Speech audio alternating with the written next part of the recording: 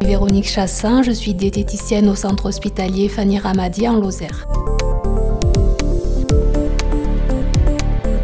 Ce projet a commencé en 2019 avec l'équipe restauration complète et la directrice. Nous souhaitions améliorer la qualité de notre prestation repas. On dépend d'un marché public, donc avec les marchés publics que nous avions, nous n'étions pas satisfaits de certains produits que nous utilisions.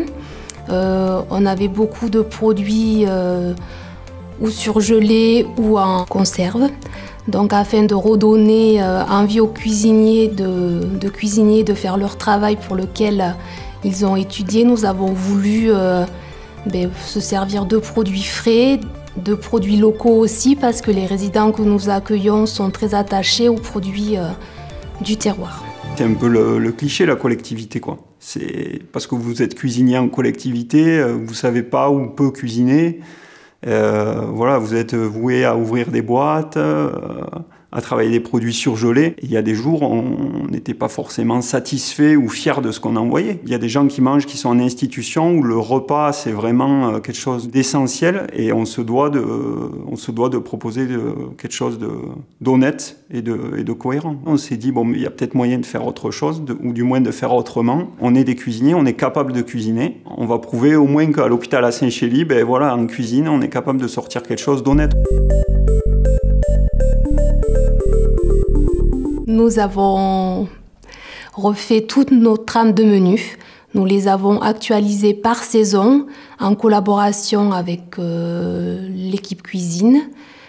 Nous les avons fait valider au niveau des instances par les résidents. On a fait une recherche de producteurs bio et locaux vraiment sur le département de la Lozère.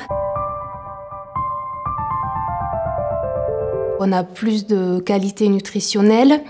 Au niveau des plateaux repas, on a une qualité olfactive bien meilleure, qualité gustative aussi, donc les plateaux repas sont consommés en plus grande quantité. On a beaucoup moins de gaspillage alimentaire. Quand on passe dans les services au moment des repas, les résidents nous disent que c'est bon, que les produits sont de qualité. Nos budgets sont très restreints, donc il était hors de question de faire un projet comme ça avec une augmentation de X% du coût des repas. Il y a eu tout un travail des équipes pour rentrer dans le cahier des charges tout en limitant l'inflation, on va dire, budgétaire. Comme parfois on le dit, on dit quand on passe à ces projets-là, c'est forcément très cher, c'est pas vrai. Notre souhait final, c'est d'obtenir donc le label EcoCert en cuisine pour justement valoriser tout ce travail depuis 2 ans. Pour pouvoir obtenir le premier niveau du label EcoCert en cuisine, il faut qu'on serve au moins 10% de la totalité de nos achats en produits bio. Il faut un produit bio et local par mois. Il faut limiter l'utilisation du plastique et du jetable. On a pour projet aussi de valoriser nos biodéchets avec du compostage.